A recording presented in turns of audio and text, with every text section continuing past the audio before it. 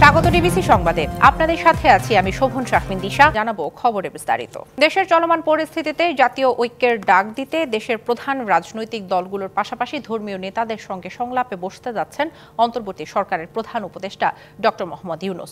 বৈঠকটি শুরু হচ্ছে আর কিছুক্ষণ পরই ফরেস্ট সার্ভিস একাডেমিতে অনুষ্ঠিত এই বৈঠকে দেশের বর্তমান অস্থিতিশীল রাজনৈতিক পরিস্থিতি, বাংলাদেশ ভারত সম্পর্ক এবং জাতীয় নির্বাচন সহ বিভিন্ন গুরুত্বপূর্ণ ইস্যু নিয়ে আলোচনা হবে বলে আশা করা হচ্ছে। এই বৈঠকে ডক্টর খন্দকার মোশাররফ হোসেনের নেতৃত্বে বিএনপির 5 সদস্যের একটি প্রতিনিধি দল, জামায়াতে ইসলামী 12 দলীয় জোটের এনপিপির এলডিপি সহ বেশ কিছু রাজনৈতিক দলের নেতারা এরই মধ্যে ফরেন সার্ভিস একাডেমিতে প্রবেশ করেছেন।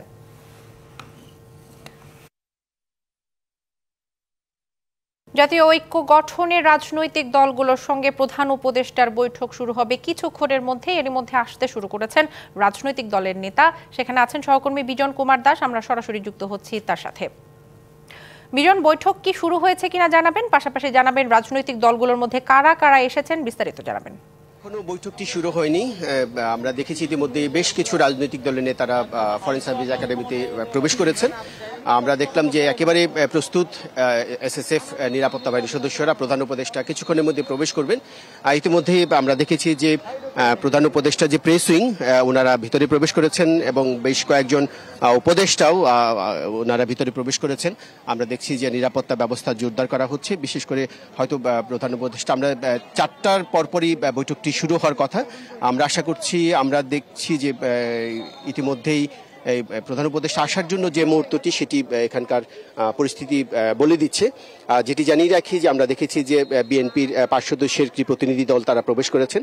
এখানকে আমরা মঈন খানকে দেখেছি, নজরুল ইসলাম খানকে দেখেছি এবং দেখেছি যে পিপলস পার্টি এনপিপি তার 12 সদস্যের একটি যে একটা জোট আছে তারা ভিতরে প্রবেশ করেছেন এবং মাহমুদুর রহমান মান্নাকে দেখেছি এবং এছাড়া আরও জামায়াতের একটি প্রতিনিধি দল তারাও ভিতরে প্রবেশ করেছেন। যেমনটি বলছিলাম যে আসলে এই যে এখন যে একটি অস্থিতিশীল রাজনৈতিক পরিস্থিতি বিরাজ করছে এবং বাংলাদেশ ভারতের সাথে যে একটি সম্পর্কের একটি জটিলতা তৈরি হয়েছে, বিষয়টি এখনো এই রাজনৈতিক দলগুলোকে আমন্ত্রণ জানাচ্ছে তাদের সাথে বসে যে কিভাবে জাতীয় ঐক্য প্রতিষ্ঠা করা যায় সেই প্রতিষ্ঠার ডাক দিবেন এবং নতুন একটি কিছু এখানে আসবে এবং আগামীকাল যে বিভিন্ন ধর্মীয় সংগঠন আছে এই ধর্মীয় সংগঠনের নেতাদের সাথে কথা বলে নতুন একটি সিদ্ধান্ত আসবে কিভাবে জাতীয় ঐক্য গঠন করা যায়। তারপরে হয়তো নির্বাচন সহ অন্যান্য পরিস্থিতি এগুলো আলোচনা আসতে পারে। এই বিষয়টি আমরা জানতে পেরেছি যে এখন ইতিমধ্যেই আমাদেরকে সরে যেতে বলা হচ্ছে, যেহেতু কিছুক্ষণের মধ্যেই প্রধান উপদেষ্টা এখানে প্রবেশ করবেন এবং বৈঠকটি শুরু হবে। ইতিমধ্যে আমরা দেখেছি যে অনেকগুলো রাজনৈতিক দল ভিতরে প্রবেশ করেছেন। তো দিশা, আপাতত এই ছিল আমার কাছে এখানকার সবশেষ খবর। বিজন, আপনাকে ধন্যবাদ। কঠিন সময় পার করছে দেশ, তাই সংঘাত নয় সহযোগিতার ভিত্তিতে ঐক্যবদ্ধ থাকার আহ্বান জানালেন প্রধান উপদেষ্টা ডক্টর মোহাম্মদ ইউনূস। সকালে মিরপুর সেনানিবাসে ন্যাশনাল ডিফেন্স কলেজের সমাবর্তনে প্রধান অতিথির বক্তব্যে এই কথা বলেন তিনি। জাতীয় বিপর্যয় থেকে শুরু করে জাতিসংঘের শান্তিরক্ষা মিশনে দেশের সশস্ত্র বাহিনীর ভূমিকা প্রশংসনীয় বলেও এ সময় উল্লেখ করেন প্রধান উপদেষ্টা। অতীতের যে কোনো সময়ের তুলনায় জনগণকে আরও সচেতন থাকার আহ্বানও জানান ডক্টর ইউনূস। বলেন, অন্য কেউ নয়, দেশের জনগণই নির্ধারণ করবে জাতির ভবিষ্যৎ। এখন নেয়া পদক্ষেপের প্রভাব ভবিষ্যতে পড়বে বলেও জানান প্রধান উপদেষ্টা।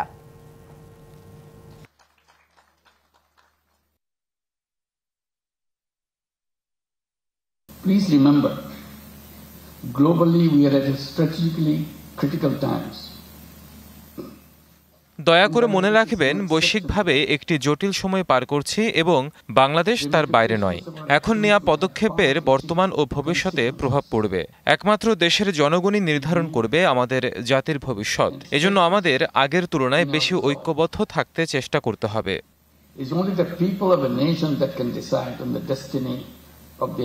5ই আগস্টের পর 11 শীর্ষ সন্ত্রাসী এবং 174 জঙ্গি জামিনে মুক্তি পেয়েছে। আর পালিয়ে যাওয়া 2200 বন্দীর মধ্যে 700 জন এখনো গ্রেপ্তার হয়নি। সকালে কারা অধিদপ্তরে সংবাদ সম্মেলনে এসব তথ্য জানান কারা মহাপরিদর্শক ব্রিগেডিয়ার জেনারেল মোতাহের হোসেন। দেশের কারাগারগুলোর বর্তমান অবস্থা জানাতে কারা অধিদপ্তরে সংবাদ সম্মেলনের আয়োজন করা হয়। এই সময় গত 3 মাসে দেশের সর্বমোট 69টি কারাগার নিয়ে বিভিন্ন পরিকল্পনার কথা জানান কারা মহাপরিদর্শক। অতি পুরাতন কারা আইন এবং বিধিবিধান সংস্কারের উদ্যোগ গ্রহণ করা সহ কারা কর্মকর্তা কর্মচারীদের কল্যাণমুখী নানা পদক্ষেপ ইতিমধ্যে গ্রহণ করা হয়েছে। ইতিমধ্যে 1899 জনের একটা জনবল অলরেডি অ্যাপ্রুভ হয়েছে এবং আরও জনবলের চাহিদা আমরা প্রেরণ করেছি।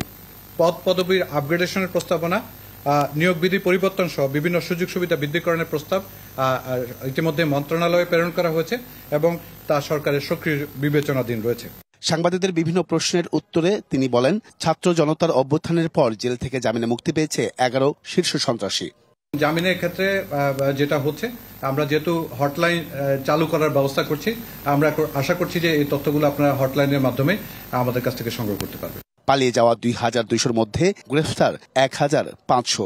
রক্ষীরা ওখানে উপস্থিত ছিল এবং তৎক্ষণাৎ ব্যবস্থা নিয়েছে বলে ঘটনাটা বেশি দূর গড়াতে পারেনি। বাট ডেফিনেটলি নিরাপত্তা দুর্বলতা ছিল, যে বিষয়গুলো আমরা খতিয়ে দেখছি এবং এই বিষয়ে যাতে পরবর্তীতে এরকম যাতে ঘটনা না ঘটে এই ব্যাপারে আমরা পদক্ষেপ গ্রহণ করব। কারাগারগুলোতে প্রিজন সেল নির্মাণ হলে অনেক অনাকাঙ্ক্ষিত ঘটনা এড়ানো যাবে বলে মনে করেন কারা মহাপরিদর্শক। কেন্দ্রীয় কারা হসপিটাল যখন বাস্তবায়িত হবে। Ariful Islam, DBC news, Dhaka. দেশের স্বাধীনতা এবং সার্বভৌমত্ব রক্ষায় রাজনৈতিক দলকে ঐক্যবদ্ধ হওয়ার আহ্বান জানিয়েছেন বিএনপি মহাসচিব মির্জা ফখরুল ইসলাম আলমগীর।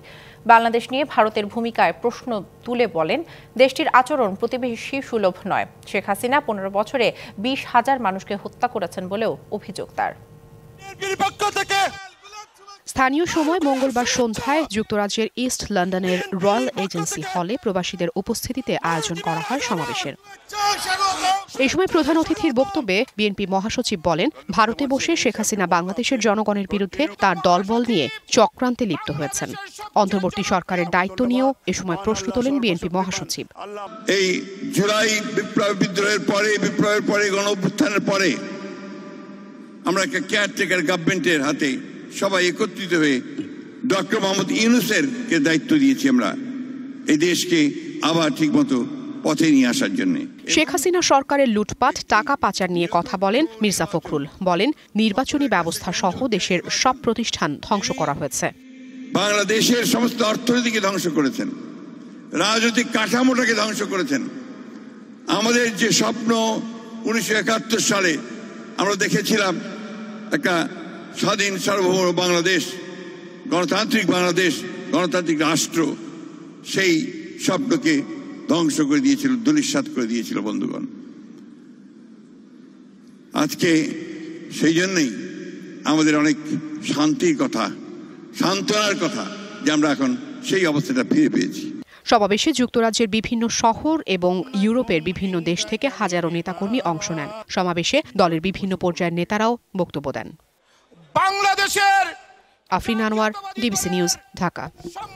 ভারতের আগ্রাসন চলতে থাকলে আবারও বাংলা, বিহার, উড়িষ্যার দাবি নিয়ে সোচ্চার হবে বাংলাদেশের জনগণ, জানালেন বিএনপি নেতা রুহুল কবির রিজভী।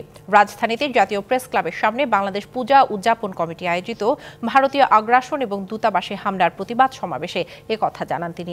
বাংলাদেশ সাম্প্রদায়িক সম্প্রীতির দেশ জানিয়ে বিএনপি নেতা রিজভী বলেন, যে কোনো সংকটে হিন্দু মুসলমান একসাথে লড়াই করবে।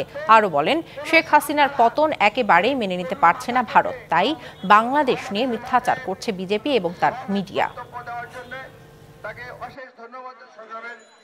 ভারতে অবিলম্বে আমাদের যে সমস্ত দূতাবাস আছে, হাই কমিশন অফিস আছে, সেইগুলোর নিরাপত্তা দেওয়ার জন্য সেখানে জাতিসংঘ শান্তিরক্ষী বাহিনী নিয়োগ করতে হবে। মোদিবাবুর খুব পেয়ারের লোক হল শেখ হাসিনা, তাই আশ্রয় দিয়েছে। সেই শেখ হাসিনার অনতিবিলম্বে আমরা ফাঁসি চাই। এতখানি সাম্প্রদায়িক, এতখানি অন্ধ যে শেখ হাসিনাকে রক্ষা করার জন্য আপনারা বাংলাদেশের মানুষের বিরুদ্ধে আপনাদের প্রচারণা যেটা চালাচ্ছেন, আমাদের মহান আত্মতায় আপনারা ভুলুণ্ঠিত করার চেষ্টা করছেন, তাতে কোনো লাভ হবে না। সাভারে 2021 সালে মাহমুদুর রহমান পরিচয়ে দাফন করা মরদেহটি বিএনপি নেতা হারিস চৌধুরীর। তার সঙ্গে মেয়ে সামিরা তানজিন চৌধুরীর ডিএনএ মিলে গেছে। এমন প্রতিবেদন উপস্থাপনের পর হারিস চৌধুরীকে তার শেষ ইচ্ছে অনুযায়ী দাফন করার অনুমতি দিয়েছে হাইকোর্ট। 2021 সালে করোনায় আক্রান্ত হয়ে রাজধানীর একটি হাসপাতালে মারা যান বিএনপি নেতা হারিস চৌধুরী। সাভারের একটি মাদ্রাসার কবরস্থানে মাহমুদুর রহমান নামে সে সময় তার দাফন হয়। রাজনৈতিক প্রতিহিংসার কারণে দীর্ঘদিন আত্মগোপনে ছিলেন হারিস চৌধুরী। বিষয়টি নিয়ে বিড়ম্বনায় পড়তে হয় তার পরিবারকে। পরে বাবার পরিচয় শনাক্তে আদালতে রিট করেন তার মেয়ে। গত 5 সেপ্টেম্বর রিট আবেদন শুনানিতে মরদেহ তুলে ডিএনএ শনাক্তের অনুমতি দেওয়া হয়। পরীক্ষার পর মেয়ে সামিরা তানজিমের সঙ্গে ডিএনএর মিল পাওয়া যায় হারিত চৌধুরীর। আমি শুরু থেকেই বলেছি, আমি দাফন করেছি নিজের হাতে, আমার বুকে আমার বাবা মারা গেছেন এবং সেই সত্যটা বেরিয়ে আসলো। এটা দুঃখজনক যে আমাকে এটার মধ্যে দিয়ে যেতে হলো। মৃত্যুর 3 বছর পর জানা গেল সেই মাহমুদুর রহমানই বিএনপি নেতা হারিত চৌধুরী। এ বিষয়ে প্রতিবেদন দাখিলের পর বিচারপতি ফাহমিদা কাদের ও মুবিনা আশরাফের হাইকোর্ট বেঞ্চ এ আদেশ দেন।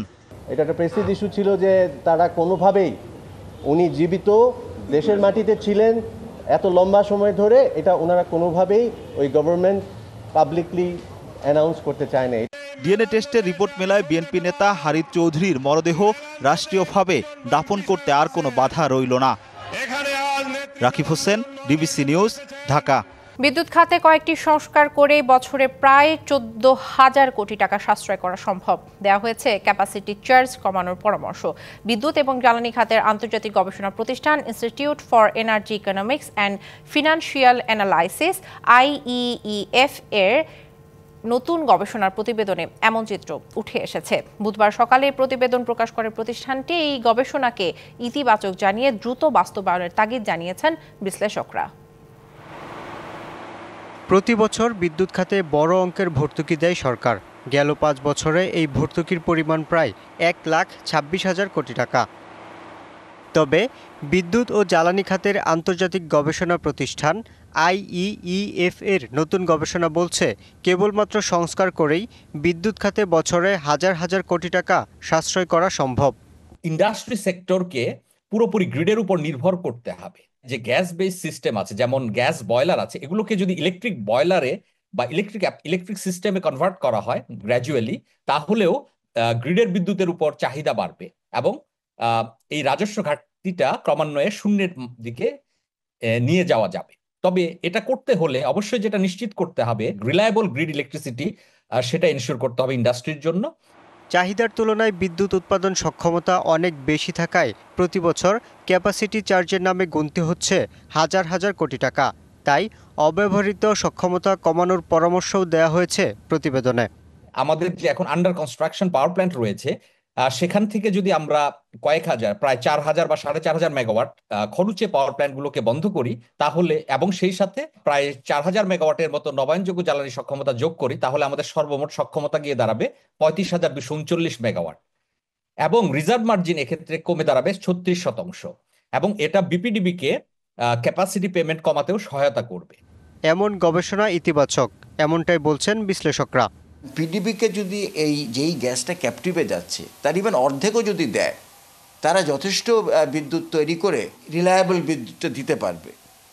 হ্যাঁ, কিন্তু কোনটা আগে হবে এখন এইটা সরকার, এই রিস্কটা সরকারও নিতে পারছে না, ইন্ডাস্ট্রিও নিতে পারছে না। তো সব মিলে আমরা একটা কিন্তু ওনাদের যে কনক্লুশন, ওনাদের যে স্টাডি, এটা ঠিক আছে। বিদ্যুৎ খাতে অপচয় কমাতে দ্রুত স্মার্ট গ্রিড তৈরির পরামর্শও দেন তিনি। Yusuf Rana, DBC news, Dhaka. জুলাই আগস্টে গণহত্যার অভিযোগে সাবেক মন্ত্রী আমির হোসেন আমু এবং অ্যাডভোকেট কামরুল ইসলামকে ট্রাইব্যুনালের মামলায় গ্রেপ্তার দেখিয়ে কারাগারে পাঠানো হয়েছে। 18 ডিসেম্বরের মধ্যে মামলার তদন্তের অগ্রগতি প্রতিবেদন এবং তাদের হাজিরের নির্দেশও দিয়েছে আন্তর্জাতিক অপরাধ ট্রাইব্যুনাল। একই সাথে যাত্রাবাড়ী থানার সাবেক ওসি আবুল হাসানকেও আরেক মামলায় গ্রেপ্তার দেখিয়ে কারাগারে পাঠিয়েছে ট্রাইব্যুনাল।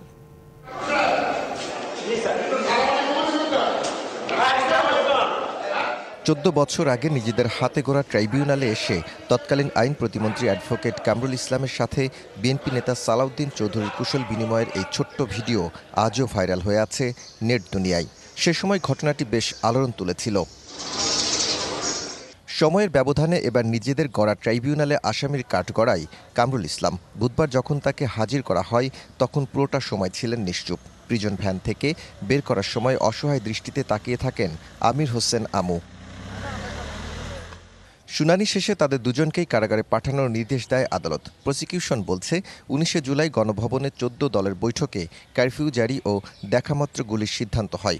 এরপরই বেপরোয়া হয়ে ওঠে পুলিশ, আওয়ামী লীগ ও ছাত্রলীগ ক্যাডার বাহিনী। 14 দলের একটি বৈঠক সংগঠিত হয় গণভবনে। এই বৈঠকে তিনি একজন নেতৃত্ব স্থানীয় ব্যক্তি ছিলেন এবং সেই বৈঠকে কারফিউ জারির সিদ্ধান্ত হয় এবং কারফিউয়ে দেখা মাত্র গুলির সিদ্ধান্ত হয়, সেই সকল দায় থেকে যারা ওই মিটিংয়ে উপস্থিত ছিলেন, যারা নেতৃত্ব দিয়েছেন, যারা সিদ্ধান্ত দিয়েছেন, এই দুজন আসামি তাদের অন্যতম ব্যক্তি ছিলেন। কামরুল ইসলামের বিরুদ্ধে অভিযোগ ঢাকা ২ আসনের কামরাঙ্গীরচর ও সাভার এলাকায় নিরীহ ছাত্র জনতার উপর গণহত্যা চালানোর নির্দেশ দেয়ার। এই দুজনকেই গ্রেপ্তার দেখিয়ে ১৮ ডিসেম্বর হাজির করার নির্দেশ দিয়েছেন ট্রাইব্যুনাল। তাদের বিরুদ্ধে ইতিমধ্যে তদন্তে যে সমস্ত অভিযোগ পাওয়া গিয়েছে আমরা সেগুলোকে ট্রাইব্যুনালের সামনে পড়ে শুনিয়েছি, তারাও শুনেছেন। ট্রাইব্যুনাল পরবর্তীতে আমাদের আবেদন মঞ্জুর করে তাদেরকে ট্রাইব্যুনালের মামলায় গ্রেফতার দেখিয়েছেন এবং কারাগারে প্রেরণের নির্দেশ দিয়েছেন। পরবর্তীতে 18 ডিসেম্বর এই মামলার নির্ধারিত তারিখ আছে, সেদিনকে তাদেরকে অন্যান্য আসামিদের সাথে পুনরায় উপস্থাপন করা হবে। এদিন যাত্রাবাড়ি এলাকার গণহত্যার অভিযোগে সংশ্লিষ্ট থানার ওসি আবুল হাসানকে ট্রাইব্যুনালের আরেক মামলায় গ্রেপ্তার দেখিয়ে কারাগারে পাঠানোর নির্দেশ দেওয়া হয়। আবুল হাসান যাত্রাবাড়ি থানার সাবেক ওসি। জুলাই আগস্টের গণহত্যায় জড়িতদের মধ্যে এ পর্যন্ত ৭০ জনের বিরুদ্ধে গ্রেপ্তারি পরোয়ানা জারি করেছে tribunal. Daud Khan, DBC news, Dhaka. ভারতের সঙ্গে বর্তমান সম্পর্কের যে টানাপোড়েন চলছে তা রাজনৈতিক, বাণিজ্যে এর কোনো প্রভাব পড়বে না। স্বাভাবিক প্রক্রিয়াতে দুই দেশের আমদানি রপ্তানি কার্যক্রম চলবে। ভারতের সঙ্গে আমাদের কোনো কমার্শিয়াল ইস্যুতে বাণিজ্যিক ব্যাপারে এখানে কিন্তু রাজনীতির ব্যাপার আসছে না। আজকে আমরা যেটা করছি, ইভেন ভারত থেকে চাল আমদানি করবে কি না করবে এগুলো আমাদের প্রশ্ন না।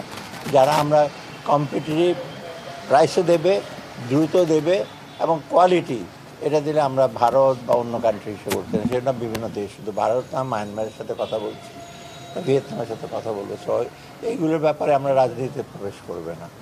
সক্ষমতা থাকলেও ইচ্ছাকৃতভাবে ব্যাংকের টাকা ফেরত দিচ্ছে না ঋণ খেলাপিরা। উদ্ধার করতে গেলে একের পর এক রিট করেন তারা। এই জন্য খেলাপিদের রিটের বিষয়ে কড়াকড়ির দাবি ব্যাংক কর্মকর্তাদের। একই সাথে অর্থ পাচার স্থায়ীভাবে বন্ধের তাগিদ তাদের। এদিকে কেন্দ্রীয় ব্যাংকের গভর্নর বলেছেন, পাচার অর্থ ফেরানো এবং খেলাপি ঋণ আদায়ে কাজ চলছে। রাজধানীতে এক সংলাপে এসব কথা বলেন তারা। খেলাপি ঋণের পরিমাণ দিন দিন বাড়ছে। বাংলাদেশ ব্যাংকের তথ্য অনুযায়ী বর্তমানে খেলাপি ঋণের পরিমাণ প্রায় 2,85,000 কোটি টাকা। ব্যাংক খাতের শীর্ষ কর্মকর্তারা বলছেন, বিগত সরকারের সময় রাজনৈতিক বিবেচনায় নামে বেনামে লোন দেয়ায় এমন পরিস্থিতি তৈরি হয়েছে। সরকার পরিবর্তন হলেও ইচ্ছাকৃতভাবে ব্যাংকের টাকা ফেরত দিচ্ছেন না। অর্থ ফেরত না দিতে সংগঠন খুলে বসেছে ঋণ খেলাপিরা। অনিয়মিতভাবে লোন যেগুলো গেছে তাগুলা নিয়মিত পন্থার মধ্যে আদায় করা বড় ডিফিকাল্ট। যারা দিতে পারতেছে তারাও দিচ্ছে না, বিকজ দে আর ওয়েটিং যে রিট্রিট করে কিছু করা যায় কিনা। এদেরকে অনেক সুযোগ দেওয়া হয়েছে বিভিন্ন সময়ে, তারা কোনোভাবেই সেসব সুযোগের সদ্ব্যবহার করে না। লোন ডিফল্টার্স অ্যাসোসিয়েশন তৈরি করেছে যে আমরা কেউই লোন শোধ করব না। বলেন, ব্যাংক খাতে তদবির বাণিজ্য এখনো বহাল। চাকরি দিতে হবে তাদের আত্মীয় স্বজনকে, তাদের প্রমোশন দিতে হবে, তাদের ট্রান্সফার করতে হবে, এবং এটা একদম তলা থেকে উপর পর্যন্ত তদবিরের পর তদবির আসে স্যার। সংকট সমাধানে পাচার হওয়া অর্থ ফেরত আনার কাজ করে যাচ্ছে বাংলাদেশ ব্যাংকের গভর্নর। অ্যাসেট রিকভারি টাস্ক ফোর্সে আমরা কাজ করছি এবং এই কাজও অনেকখানি এগিয়েছে। অনেক বিদেশি সহায়তা আমরা পাচ্ছি, US government, UK government, world bank, বিভিন্ন এজেন্সিজ এবং ইউরোপিয়ান ইউনিয়ন, মানে Swiss Basel based organization, all of them are providing us support. 2025 সালের জুন মাসের মধ্যে মূল্যস্ফীতি 7% এবং 2026 সালে 5% নামবে বলে মনে করছেন তিনি। সেগুলোকে যদি কোলেক্ট করে। Yusuf Rana, DBC news, Dhaka. দিনাজপুরের হিলি এবং বিরামপুরে শুরু হয়েছে শীতকালীন সবজির চাষ। প্রতিটি মাঠেই এখন সবজির চাষে ব্যস্ত সময় পার করছেন চাষিরা। উৎপাদন ব্যয় বাড়লেও ফলন এবং দর ভালো পাবার আশা কৃষকদের। এদিকে শীতকালীন সবজি চাষে সব ধরনের সহযোগিতার আশ্বাস কৃষি বিভাগের। জমি প্রস্তুত, চারা রোপণ ও পরিচর্যায় ব্যস্ত দিনাজপুরের বিরামপুর ও হিলি উপজেলার চাষিরা। শীতের শুরু থেকেই মাঠে মাঠে চলছে বাঁধাকপি, ফুলকপি, মূলা, শিম, বেগুন সহ শীতকালীন সবজির চাষ। এসব সবজি জমি থেকেই কিনে নিয়ে যায় ঢাকা, চট্টগ্রাম, রংপুর সহ দেশের বিভিন্ন স্থানের ব্যবসায়ীরা। বীজ, সার, কীটনাশক ও শ্রমিকের মজুরি বাড়ায় বেড়েছে উৎপাদন ব্যয়। গেল বছর ফুলকপি চাষে বিঘায় 10 থেকে 15,000 টাকা খরচ হলেও এবছর গুনতে হচ্ছে 20 থেকে 30,000 টাকা। বড় ধরনের দুর্যোগের কবলে না পড়লে ভালো ফলন ও বাড়তি দর পাবার আশা কৃষকের। একবারে বেচলে একবারে 50,000, 60,000, 80,000, 1 লাখ এরকম টাকা। 70 থেকে 75 দিনের মধ্যেই আপনার এই বাঁধাকপিটা বাজারে বিক্রি করা যায়। 50% লাভের আশা করি। সব ধরনের সহযোগিতা ও পরামর্শ দেওয়ার আশ্বাস কৃষি বিভাগের। আমাদের পরামর্শ সেবা অব্যাহত আছে।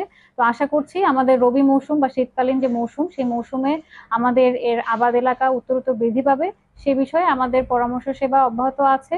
আগামীতে আরো বড় পরিসরে কিভাবে আমাদের এই শীতকালীন সবজিটাকে জনপ্রিয় করা যায় সেই অনুযায়ী আমরা আমাদের কার্যক্রম বাস্তবায়ন করছি। এবছর 2 উপজেলায় শীতকালীন সবজির চাষ হয়েছে 1,500 হেক্টর জমিতে। চলতি মাসের মাঝামাঝি থেকে এসব সবজি বাজারজাত শুরু করবেন চাষিরা। DBC news desk. বাংলাদেশে আটক প্রত্যেক ব্যক্তিকে যথাযথ আইনি সুযোগ দেওয়ার তাগিদ দিয়েছে যুক্তরাষ্ট্র। একই সঙ্গে ধর্মীয় সংখ্যালঘুদের মৌলিক স্বাধীনতার প্রতি শ্রদ্ধাশীল হওয়ার আহ্বান জানিয়েছে দেশটি। নিয়মিত ব্রিফিংয়ে এমন কথা বলেন যুক্তরাষ্ট্রের পররাষ্ট্র মন্ত্রণালয়ের উপমুখপাত্র বেদান্ত প্যাটেল। ব্রিফিংয়ে উঠে আসে চিন্ময় কৃষ্ণ দাসের গ্রেপ্তারের বিষয়টি। সম্প্রতি ব্রিটিশ পার্লামেন্টে বাংলাদেশের ধর্মীয় সংখ্যালঘুদের উপর সহিংসতা নিয়ে প্রকাশিত একটি প্রতিবেদন প্রসঙ্গে যুক্তরাষ্ট্র কোন কূটনৈতিক পদক্ষেপ নেবে কিনা জানতে চাওয়া হলে তিনি বলেন, ধর্মীয় স্বাধীনতা এবং মৌলিক অধিকারের প্রতিও শ্রদ্ধাশীল হতে হবে। এ বিষয়ে যুক্তরাষ্ট্রের অবস্থান স্পষ্ট। ইউরোপিয়ান ফুটবলের রাতে মাঠে নামবে একাধিক বড় দল। ইংলিশ প্রিমিয়ার লিগে আছে 2 টেবিল টপার লিভারপুল এবং আর্সেনাল, খেলবে ম্যানচেস্টার সিটিও। অন্যদিকে লা লিগায় আছে স্প্যানিশ জায়ান্ট রিয়াল মাদ্রিদের ম্যাচ। ইংলিশ প্রিমিয়ার লিগে নিজেদের শীর্ষস্থান পোক্ত রাখার লড়াইয়ে রাতে মাঠে নামবে লিভারপুল। 13 ম্যাচে 34 পয়েন্ট নিয়ে এরই মাঝে তালিকার ডগায় উঠে আছে স্লটের শিষ্যরা। এবারে নিউক্যাসলের মাঠে পয়েন্ট ব্যবধান বাড়ানোর টার্গেট অলওয়েডদের। ম্যাচ শুরু রাত 1:30টায়। একই সময়ে খেলতে নামবে ম্যানচেস্টার সিটি। গত কয়েক বছরের মধ্যে সবথেকে বাজে ফর্মে আছে ডিফেন্ডিং চ্যাম্পিয়নরা। টানা 4 প্রিমিয়ার লিগ ম্যাচে হারের পাশাপাশি সব মিলিয়ে শেষ 7 ম্যাচে 6 হার। ব্যক্তিগত ও দলগতভাবে নিজের বাজে পারফরম্যান্সের রেকর্ডকে যেন প্রতিনিয়ত ছাড়িয়ে যাচ্ছেন গার্দিওলার শিষ্যরা। এর থেকে পার পেতে সিটিজেনরা রাতে খেলবে নটিংহ্যাম ফরেস্টের বিপক্ষে। অন্যদিকে লিভারপুলের সমান ম্যাচ খেলেও আর্সেনালের পয়েন্ট মাত্র 25। 11 পয়েন্টের ব্যবধান থাকলেও তালিকার 2-এই আছে এই ক্লাব। ঘরের মাঠে আর্সেনালের প্রতিপক্ষ ম্যানচেস্টার ইউনাইটেড। 2 ইংলিশ জায়ান্টের লড়াই হলেও বর্তমান পারফরম্যান্স বলছে সুবিধাজনক জায়গাতেই থাকবে মিকেল আর্তেতার দল। এমিরেটস স্টেডিয়ামে ম্যাচ শুরু রাত 2:15টায়। আর লা লিগায় রাতে আছে স্প্যানিশ জায়ান্ট রিয়াল মাদ্রিদের ম্যাচও। প্রতিপক্ষ অ্যাথলেটিক বিলবাও। পয়েন্ট টেবিলের শীর্ষে থাকা বার্সেলোনার থেকে 9 পয়েন্টের ব্যবধান কার্লো আনচেলত্তির ব্রিগেডের। তবে বিলবাওয়ের বিপক্ষে জয়টা যে খুব সহজ হবে তাও না। লিগে টানা 9 ম্যাচ আনবিটেন হোস্টরা। ম্যাচ শুরু হবে রাত 2টায়। সারা মাহবুব, ডিবিসি নিউজ ডেস্ক। সংবাদ এই ছিল এখনকার মতো। ডিবিসি নিউজের সংবাদগুলো পড়তে ভিজিট করুন dbcnews.tv আর ভিজিট করুন ডিবিসি নিউজের ফেসবুক পেজ এবং ইউটিউব চ্যানেল। ডিবিসির সঙ্গেই থাকুন।